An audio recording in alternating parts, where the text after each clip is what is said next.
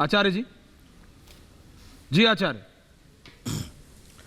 देखिए, जहाँ तक सोनिया गांधी जी का सवाल है तो सोनिया गांधी जब कांग्रेस की वरिष्ठ नेता हैं, लेकिन वो कांग्रेस की प्रेसिडेंट नहीं रही हैं। सोनिया गांधी जी पे बहुत बहस हो चुकी है। बीजेपी का हर छोटे से बड़ा नेता सोनिया गांधी जी के जीवन पर सवाल उठाता है, लेकिन सोनिया गांधी जी का जीवन, सोनिया गांधी जी का राजनीतिक जीवन और सोनिया गांधी जी का व्यक्तिगत जीवन एकदम पाक साफ है, गंगा की तरह पवित्र है और पब्लिक डोमेन में है। उन पर सवालिया निशान ना लगाया जाए तो ज़्यादा बेहतर होगा। मगर सवाल ये नहीं है, मुद्दा ये नहीं, मुद्दा ये है कि महात्मा गांधी की समीक्षा हो सकती है, पंडित नेहरू की समीक्षा हो सकती है, भगत सिंह जी की भी समीक्षा हो सकती है, सुभाष चंद्र बोस की समीक्षा हो सकती है, अरे भगवान राम की भी समीक्षा हुई है। यहाँ कुछ लोग ऐसे हैं इस देश के अंदर, इस भारत के अंदर, जो भगवान राम के जीवन पर भी सवाल उठाते हैं। कुछ लोग ऐसे हैं जो भगवान कृष्ण के ऊपर सवाल उठाते हैं। कुछ लोग ऐसे हैं जो और दुनिया के तमाम धर्मगुरुओं और पैगंबरों के ऊपर भी सवाल उठाते हैं। तो क्या वीर सावरकर जी की समीक्षा नहीं हो सकती है? पहली बात।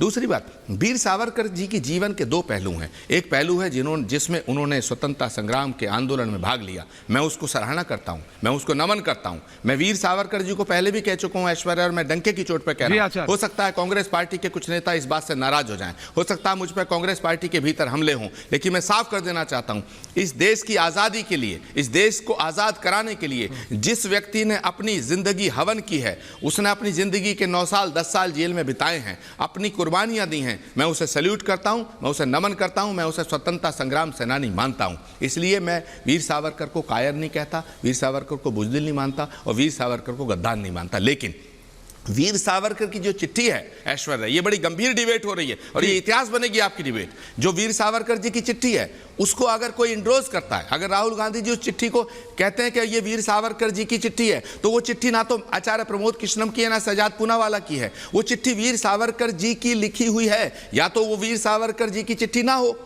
तब सवाल खड़ा होता है, तब विरोध करो। वीर सावरकर जी का एक दूसरा पहलू है कि उन्होंने दया याचिका दाखिल की, यानी कि चिट्ठी लिखी।